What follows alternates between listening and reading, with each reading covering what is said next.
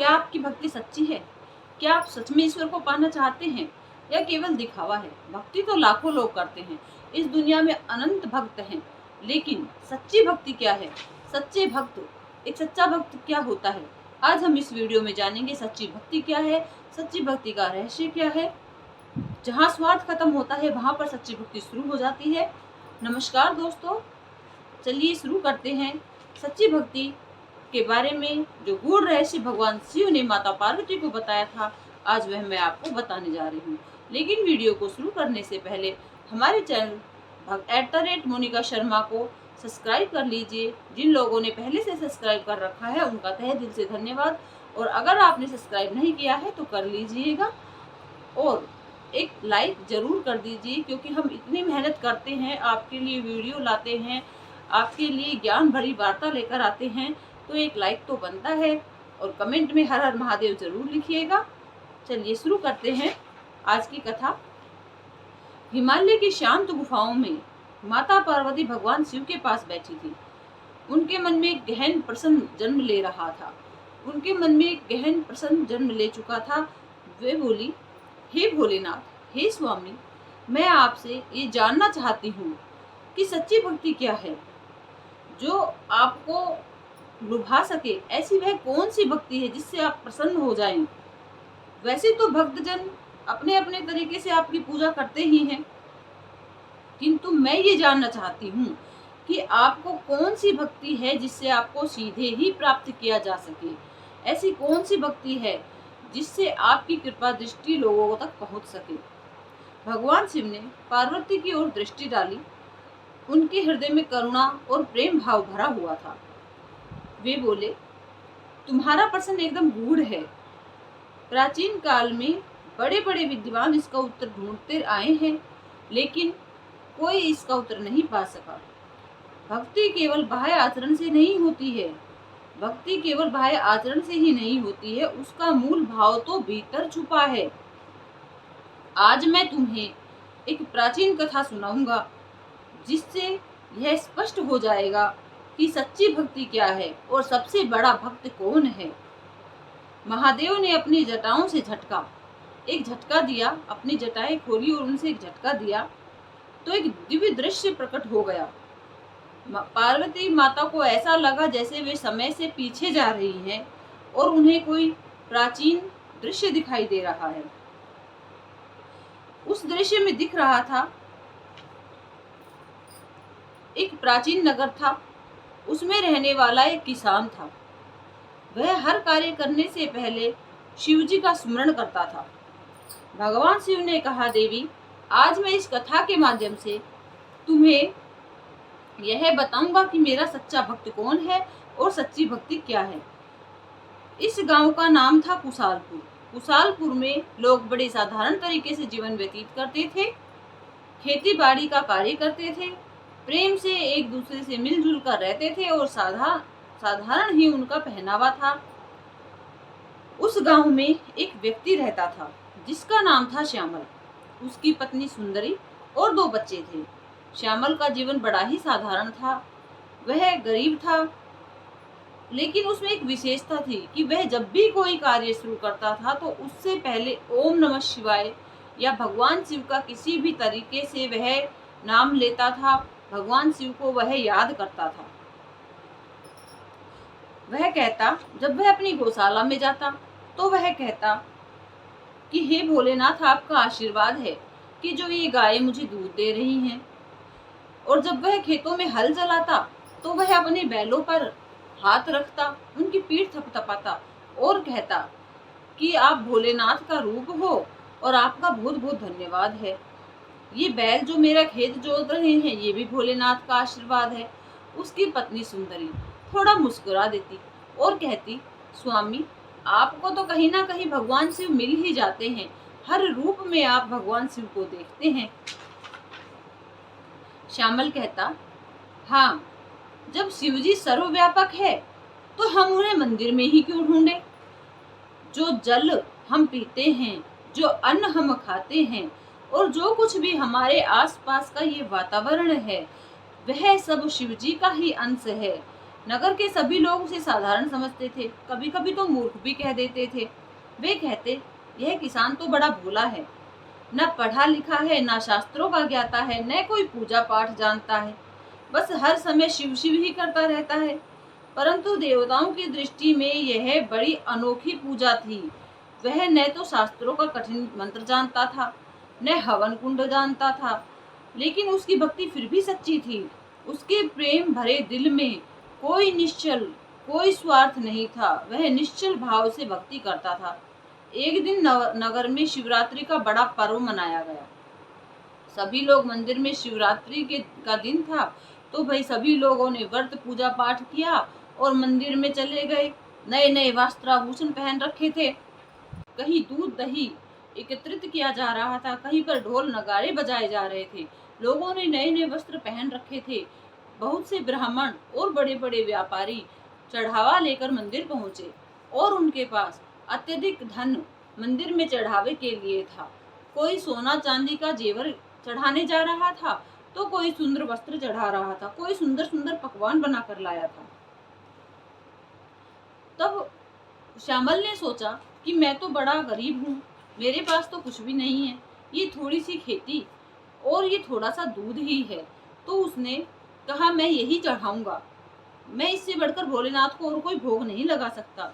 उस रात उसने निश्चय किया कि वह अपने खेत में से अन्न लाएगा और गाय का दूध लाएगा और वही भोलेनाथ को अर्पण करेगा। वह सवेरे जल्दी उठकर खेत में गया।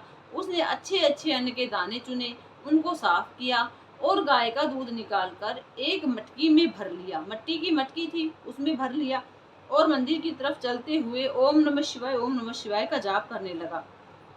जब वह मंदिर पहुंचा तो वहां भारी भीड़ थी। उस भीड़ को देखकर श्यामल ने सोचा कि ये तो सब लोग चकाचौंध कर रहे हैं।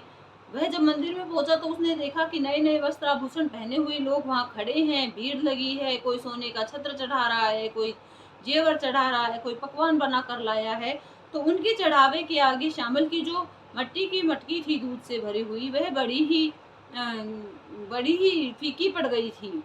तो श्यामल ने थोड़ा सोचा, लेकिन लोगों ने भी उसका उपहास उड़ाना शुरू कर दिया। लोगों ने कहा, अरे यह देखो गरीब किसान आ गया, अरे यह क्या मट्टी की मटकी लाया है, केवल दूध ही चढ़ाएगा शिव जी को और कुछ नहीं मिला क्या? तब श्यामल ने कहा, भाई मेरे पास तो और कुछ है ही नहीं, मेरे पास तो केवल गाय का दूध और ये थोड़ा सा अन्न ही है। मैं सच्चे मन से भगवान को यही अर्पण करूंगा। और जब उसने उस भीड़ की तरफ देखा तो लोग उसको देखकर बड़ा ही मखौल उड़ा रहे थे। वह सबको हटाकर और सीधा मंदिर में प्रवेश कर गया और जहाँ शिवलिंग था, शिवजी के सामने बैठकर हाथ जोड़कर प्रार्थना करने लगा कि हे भगवान, हे शिव भोलेनाथ, मेरे पास तो यह दूध ही है और यह थोड़े से अन्न का दाना है। मेरे पास आपको चढ़ाने के लिए और कुछ भी नहीं है, लेकिन मैं आपको सच्चे हृदय से यह प्रसाद चढ़ा रहा हूँ, इसको आप ग्रहण करें। और आंखें बंद करके वह जोर जोर से, उसकी आंखों से अश्रुधारा बहने लगी। और जैसे ही उसने शिवजी के ऊपर वह दूध की मट्टी की दूध से भरी हुई मटकी उंडेलने शुरू करी, तो धीरे धीरे जैसे ही वह दूध शिवलिंग पर गिर रहा था, एक अलौकिक प्रकाश उत्पन्न हो रहा था। एक दिव्य सुगंध चारों तरफ वातावरण में फैल गई और वह प्रकाश पुंज शिवलिंग ऐसे चमकने लगा जैसे भगवान शिव स्वयं प्रकट होकर मुस्कुरा रहे हो। और उस दूध की मटकी के आगे सभी लोगों के वस्त्र आभूषण सब फीके पड़ गए। शिवजी ने श्यामल का वह दूध रूपी प्रसाद ग्रहण किया और सभी लोग पीछे हटने लगे। यह अद्भुत अनोखा नजारा देखकर सभी की आंखें फटी की फटी रह गई। शिवलिंग पर उन्होंने ऐसा लगा जैसे एक पल के लिए शिव भगवान ही वहां उस वातावरण में, उस मंदिर में उपस्थित हो गए हो। घंटी की ध्वनि चारों तरफ गूंजने लगी। लोगों को लगा जैसे महादेव ही प्रकट होकर मुस्कुरा रहे हैं। वहां पर जो धनी लोग खड़े थे वो उस मटकी के आगे बिल्कुल फीके पड़ गए। उनके जो वस्त्राभूषण थे वे सब फीके पड़ गए। और देखते ही देखते जो शिवलिंग के ऊपर जो श्यामल की आंखों से अश्रुधारा बह रही थी, वह ऐसी प्रतीत हो रही थी जैसे स्वयं गंगा जल बह रहा हो, जैसे गंगा जल से शिव जी स्नान कर रहे हो। वह किसान अपनी भक्ति से भगवान शिव को प्रसन्न करने में सफल हुआ। शिवजी ने कहा, पार्वती, यही है मेरी सच्ची भक्ति। जो भी इंसान मुझे सच्चे मन से याद करता है वही मुझे प्रसन्न कर पाता है। जिसकी भक्ति निस्वार्थ होती है, जिसके दिल में कोई छल कपट नहीं होता, वही मुझे प्रसन्न कर पाता है। मुझे दुनिया के धन दौलत जेवर आदि से अधिक प्रिय है इंसान का निश्चल प्रेम, हृदय से होने वाला भाव और भक्ति, उसका समर्पण। श्यामल का प्रेम और समर्पण ही मेरे लिए सच्ची भक्ति है, वही मुझे सर्व प्रिय है। पार्वती माता यह कथा सुनकर भाव विभोर हो उठी, उनकी आंखें भर आई। वे बोली, स्वामी, मैं समझ गई हूँ कि आपकी भक्ति का गूढ़ रहस्य क्या है। क्या कोई और भी सच्ची कथा है? क्या कोई और भी उदाहरण आप देंगे कि क्या कोई और भी ऐसा इंसान हुआ है इस धरती पर जिसने आपको अपने निस्वार्थ प्रेम से अपने बस में किया हो? महादेव मुस्कुराए और बोले, इस संसार में अनगिनत उदाहरण हैं, परंतु मैं आज एक अनोखे बालक की कथा तुम्हें और सुनाता हूँ। यह कथा तुम्हें बताएगी कि सरलता और निश्चल प्रेम, निष्कपट प्रेम कितना महान होता है। एक गांव में एक छोटा सा गांव था। उसमें चंदू नाम का एक लड़का रहता था, जिसके पिता एक गोपालक थे। चंदू रोजाना गाय चराता, बांसुरी बजाता और भोलेनाथ का नाम गुनगुनाता रहता था। वह न तो मंदिर जानता था, न शास्त्रों क्या ज्ञाता था, न मंत्र जानता था। वह तो सिर्फ एक मासूम बालक था। बस हर शाम अपने साथियों के साथ चलता और जब वह गायों को वापस लाता अपने घर के लिए, तो वह अपने दोस्तों से कहता कि रुक जाओ, मुझे शिवजी को दूध अर्पण करने दो। मैं शिव भगवान को अपनी गायों का दूध देना चाहता हूँ। तो उसके दोस्त हंसते और कहते, यहाँ तो कोई मूर्ति भी नहीं है, कोई मंदिर भी नहीं है, तो तुम कहाँ गाय का दूध अर्पण करोगे? कहाँ शिवजी भगवान तुम्हें दिखाई देते हैं? वह पेड़ के नीचे बैठ गया और बोला कि यह पेड़ ही, शिवजी भगवान तो सर्वत्र व्याप्त है। यह पेड़ है, इसकी जड़ है, इसमें भी शिवजी भगवान है, तो मैं यही शिवजी भगवान को मानकर और यहीं पर दूध अर्पण करूंगा।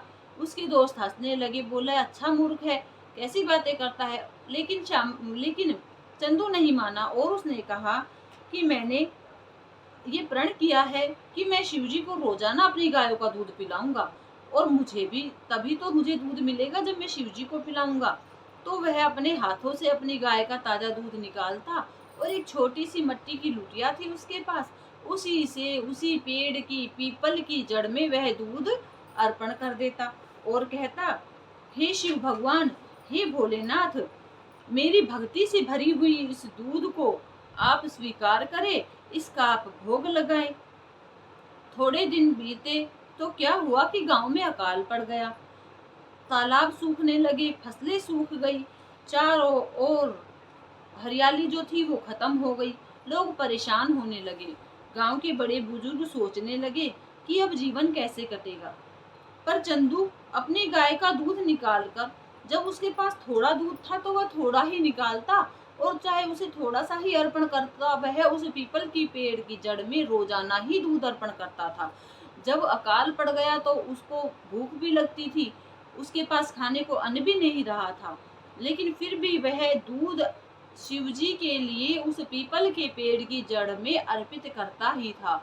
वह खुद नहीं पीता था, चाहे उसे कितनी भी भूख लगी हो, लेकिन वह उस दूध को खुद नहीं पीता था, वह शिवजी के लिए ही उस दूध को अर्पण करता था। जब उसके दोस्तों ने उससे कहा कि अरे, इस दूध को तुम पी लेते, तुमने व्यर्थ ही गवा दिया, तो उसने कहा, नहीं, यह तो शिवजी का भोग है, मुझे यह तो शिवजी को भोग चढ़ाना ही पड़ेगा। अगर शिवजी नाराज हो गए तो हमारे गांव के संकटों को कौन तारेगा। ऐसा कहकर वह रोजाना ही उस पीपल के पेड़ की जड़ में दूध चढ़ाता रहता। लेकिन जब अकाल पड़ गया तब भी उसने इस चीज को नहीं छोड़ा। तो गांव के एक बुजुर्ग को रात के समय स्वप्न आया और स्वप्न में क्या दिखाई दिया कि स्वयं शिवजी भगवान प्रकट हुए हैं और शिवजी ने उस बूढ़े बुजुर्ग से कहा कि मुझे तुम्हारे गांव को एक अबोध बालक ने ही बचा लिया है। मैं उस बालक की भक्ति से अत्यंत प्रसन्न हूँ। उसका तुम विश्वास करो। तुम उस बच्चे को नादान और मूर्ख मत समझो। वह मेरा निस्वार्थ भाव से प्रेम करने वाला सच्चा भक्त है और उसने तुम्हारे इस सारे गांव को बचा लिया है। उस आदमी ने जब इस स्वप्न को देखा तो सुबह उठकर सबको यह बात बताई और सभी लोग उसके स्वप्न की बात को सुनकर पीपल के पेड़ के नीचे पहुंच गए। जब पीपल के पेड़ के नीचे पहुंचे और देखा कि चंदू अपनी मट्टी की लुटिया में दूध लेकर आ रहा है उस पीपल की जड़ में चढ़ाने के लिए, तो जैसे ही चंदू आया सब उसको देखने लगे और चंदू ने उस पीपल के पेड़ की जड़ में दोनों हाथों से लुटिया पकड़ के दूध अर्पण कर दिया और कहा, हे भोलेनाथ मेरे गांव की रक्षा करो।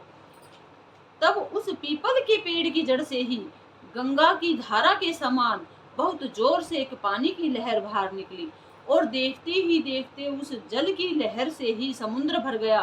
चारों ओर हरियाली छा गई। सारे गांव में चहल पहल मच गई। इस तरीके से एक बच्चे की सरल निष्कपट भक्ति ने ही सारे गांव को उजड़ने से, बर्बाद होने से बचा लिया। लोगों ने बड़ा अचंबा किया। एक अद्भुत बालक की सहज सरल भक्ति ने ही पूरे गांव को अकाल से बचा लिया। महादेव ने गंभीर स्वर में कहा, यही तो सच्ची भक्ति का सार है। मुझे बड़े बड़े चढ़ावों से प्रसन्नता नहीं मिलती। मैं तो भाव और सच्ची श्रद्धा का भूखा हूँ। मैं तो उसी से प्रसन्न होता हूँ। मेरी सच्ची भक्ति का अर्थ है समर्पण भाव और सच्चा हृदय भाव। जब समय प्रतिकूल हो, स्वास्थ्य डोल रहा हो, साधन न हो, तब भी भक्त की भक्ति स्थिर रहे।